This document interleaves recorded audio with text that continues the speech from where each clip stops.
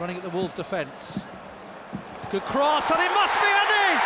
What a start, and it's Granit Xhaka who gives the Gunners the opening goal. Really well made by Jesus, and Xhaka's on hand to score again. It's a great start for Arsenal, and a great start for Granit Xhaka. Saka, nice bit of skill. Odegaard flicks it back in again, must be a second, and it is! Remarkable scenes here. Granit Xhaka scores again, and Arsenal lead 2-0.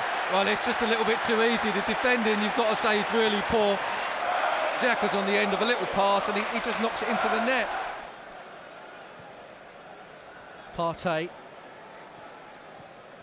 Trossard, Odegaard. This is good link up again. Saka. Oh, that is class! What a quality goal by Bukayo Saka. Saka's first touch as he receives the ball, he already knows he wants to take it into the little space and shoot. He chops it to the left. You can see it here. This touch, easy, makes it look easy. It's a good ball, isn't it? What a really terrific pass that was to Trossard.